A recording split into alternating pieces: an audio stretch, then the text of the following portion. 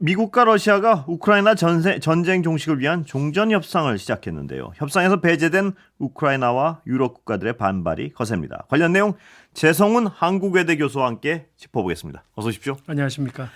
예, 지금 미국 트럼프 대통령 행정부가 들어선 뒤에요. 갑자기 급물살을 타고 있는 모양새입니다. 겉으로는. 정말 그렇죠. 어떤 겉에 보이는 모양새랑 실질적으로 진행이 있는 걸로 보십니까? 어떻습니까? 네, 진행이 있죠. 예. 지금 바로 내일 사우디아라비아에서 러시아하고 미국 대표단들 간의 회담이 있을 예. 예정입니다. 아마도 러시아 우크라이나 전쟁 종식 방안하고 미국 러시아 정상회담 그리고 향후에 미국하고 러시아 관계 정상화 문제 예. 이 세 가지가 주 의제로 논의가 될 것 같습니다. 예. 그럼 지금까지와의 어떤 그 전 행정부랑 미국의 지금 행정부랑 입장이 확연히 달라진 게 분명합니까? 예를 들면 지금 협상 조건이 기존에 러시아가 점령한 영토는 인정한다. 네, 맞습니까? 그것도? 네, 네. 그럼 우크라이나 입장에서 뭘 건질 수 있는 건가요? 우크라이나 입장에서는 건질 수 있는 게 별로 없죠. 아마도 예.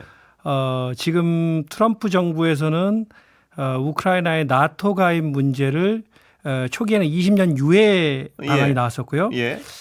지금은 어떻게 변경된지는 잘 모르겠습니다. 그러나 미국 입장에서는 네. 나토 가입은 불가하다는 어떤 기본적인 방침은 변함없습니다. 그건 바이든 정부 때도 똑같았고요. 예. 네, 그렇다면 똑같았고요. 지금 바이든 정부랑 다른 점은 지금 영토 러시아가 점령한 건 다 가질 수 있다는 식으로 나오고 있지 않습니까? 네네. 이거 지정학적 현실을 인정해야 된다는 쪽으로 그러면 나오고 있죠. 우크라이나 뭘로 설득할 수 있을까요? 우크라이나는 지금 EU 가입에 대해서는 러시아가 반대하지 않는다는 거. 예. 군사적으로만 나토만 안 되고. 그다음에 향후에 러시아의 추가적인 침략으로부터 안전보장을 제공한다. 예. 강대국 안전보장이라는 이름으로 제공하게 되는 것이죠. 근데 이제 재밌는 게 또 미국은 직접적으로 안전보장 그러니까 파병을 하지는 않고 예. 유럽 국가들이 이것을 책임져야 된다라는 입장을 가지고 있습니다. 기본적으로는. 예. 근데 또 모순적인 게 예. 지금 협상 과정에서 유럽은 또 배제하고 있는 거 아닌가요? 네네. 그런데도 불구하고 유럽 국가들이 우크라이나의 안전보장 문제를 책임져야 된다라고 얘기를 하고 있고 예. 또 다른 한편으로 조금 전에 들어온 속보에 따르면은 미국이 중국도 이 안전보장에 참여해야 된다라고 얘기를 하고 있습니다. 그래요? 예. 저희가 이제 언론 보도가 여러 가지가 나오니까 청취자들이 굉장히 헷갈릴 수 예. 있는데 여기서 말하는 유럽 국가들의 파병 또는 뭐 중국의 파병 이런 문제들은 협상이 타결되고 나서 우크라이나의 안전보장 차원에서 투입되는 걸 의미합니다. 지금 러시아와 싸우기 위해서 투입된다는 게 아닙니다. 그렇다면 제가 언뜻 들어도요. 미국 입장에서 손 안 대고 코 푸는 거고 네. 우크라이나한테 별로 주는 건 없고. 네, 오히려 우크라이나한테 지금 뜯어내려고 하고 있죠. 뜯어내려고. 그리고 그다음 유럽이나 러시아는 다 협상에 배제시켜 놓고 책임은 지우려 하고 있고. 네, 네. 참 편리합니다. 미국 입장에서 보면. 근데 우리가 이제 좀 근본적인 거 왜 이렇게 예. 트럼프 정부가 이러한 입장을 취하고 있느냐 예. 굉장히 의아하게 생각하실 분들이 많을 것 같은데 트럼프는 이 전임 정부하고 트럼프 정부는 세계 질서를 보는 시각 자체가 다릅니다. 예. 트럼프는 미국의 패권국 지위 유지를 위한 비용이 너무 과다하다고 보고 있습니다.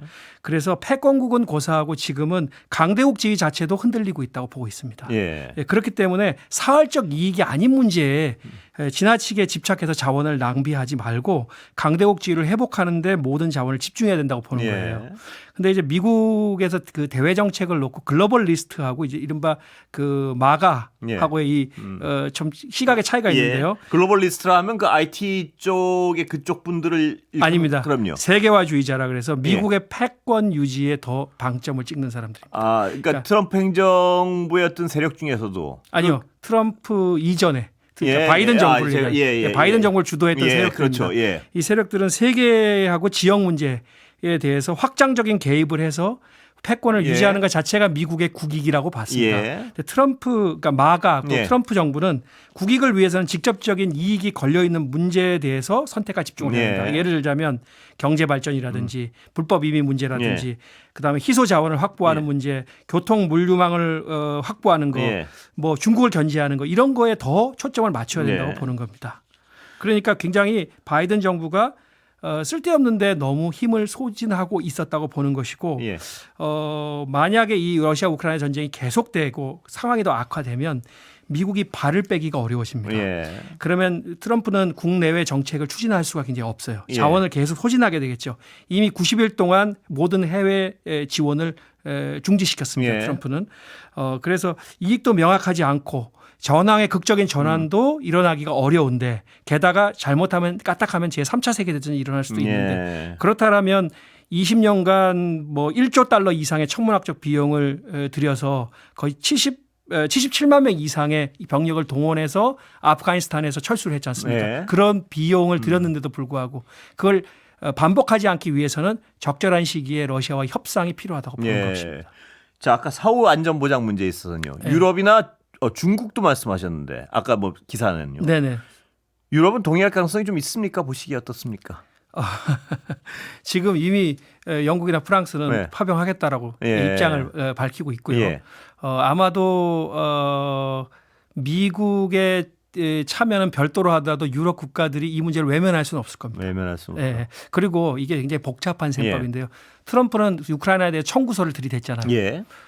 히토류 개발에 대해서 50%의 지분을 요구했습니다. 예.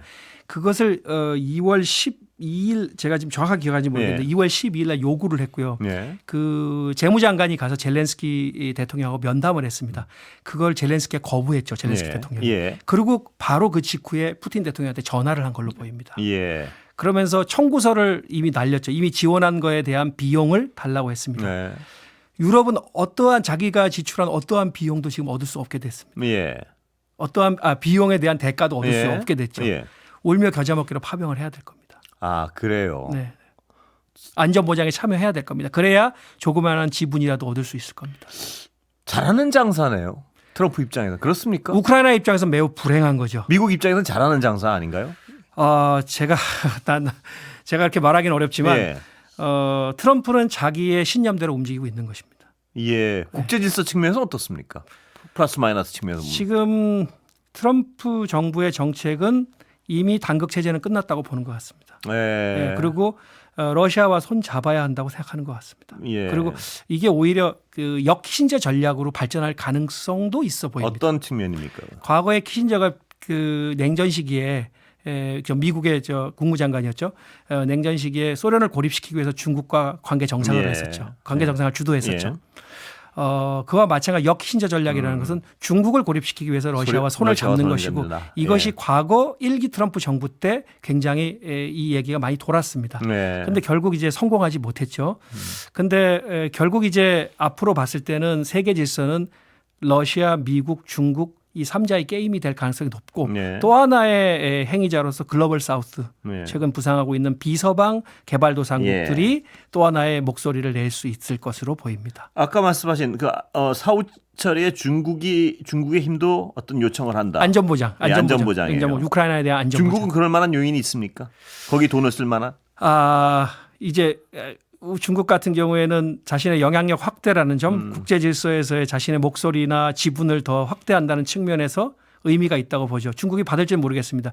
트럼프가 또 재미있는 게 트럼프가 러시아, 중국, 미국이 같이 핵 군축 협상을 하자고 했습니다. 예. 그러니까 중국과의 핵 군축 협상까지도 염두에 두고 있는 것이군요. 중국은 근데 어림없다는 입장인 걸로 맞습니다. 제가 알고 있는데요. 그거는. 맞습니다. 예. 중국은 이미 엄청난 핵무기를 가지고 있는 두 나라가 핵 감축을 해야지. 예. 지금 그렇게 얘기하고 있죠. 어떻게든 미국은 중국을 끌어들이려고 할 겁니다.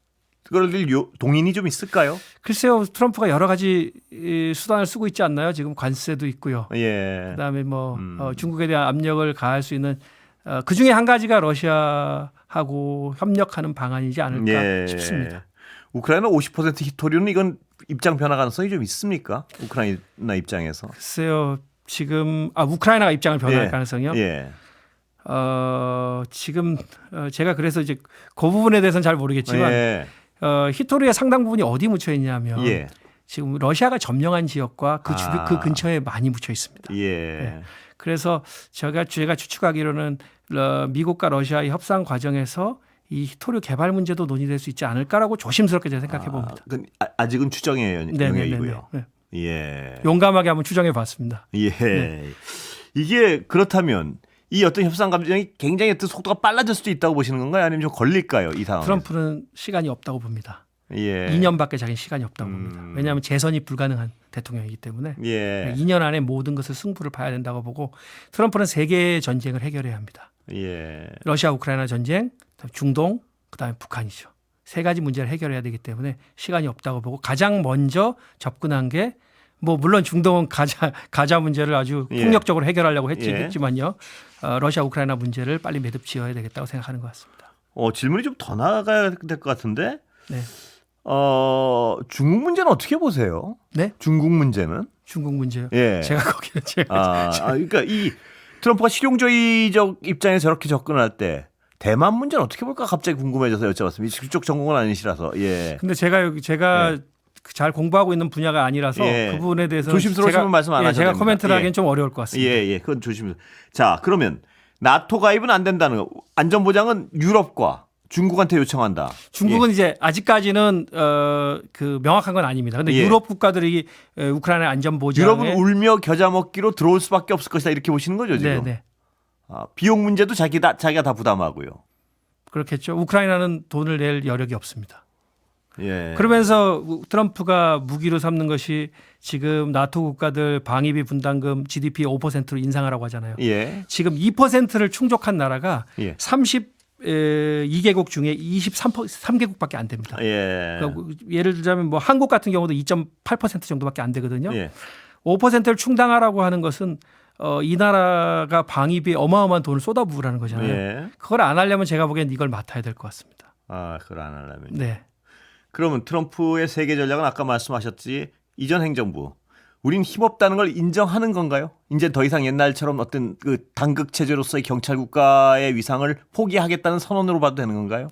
저는 그렇게 봅니다. 모든 문제를 내가 전지전능하게 개입할 수 없다. 돈은 다 받아야 된다 뭘 하면. 근데 왜냐하면 바이든 정부 시기에 너무나도 많은 지출을 했거든요. 그러면은 그 지출에 대한 대가는 받아야 되겠다라고 하는 것이고 젤렌스키 대통령 입장에서는 사실 미칠 노릇인 거죠. 이게 사실 이제 미국이 젤렌스키 대통령 계속해서 주장했던 게 우리가 러시아에 맞서는 최전선에서 싸우고 있다. 그렇기 때문에 우리에게 주는 돈은 너희들의 안보를 위한 돈이라고 얘기했던 것인데 그런데 트럼프는 그렇지 않다라고 지금 얘기하고 있는 것이죠. 우크라이나의 어떤 국익은 트럼프에겐 별 고려 대상이 아니군요. 여러 가지 측면에서. 그것을 또 뒤집어서 보면 트럼프에게 한국의 국익도 중요하지 않다는 뜻도 됩니다. 우리나라도 굉장히 급한 것 같습니다. 보면. 네. 북한과의 뭐 제가 저 작가님하고 잠깐 얘기했을 때도 북미 간의 협상은 어떻게 될 것 같냐 이런 질문도 있었는데요. 그걸 여쭤봐도 될까요? 그 부분 부담스러워. 너무 빨리 갔나요?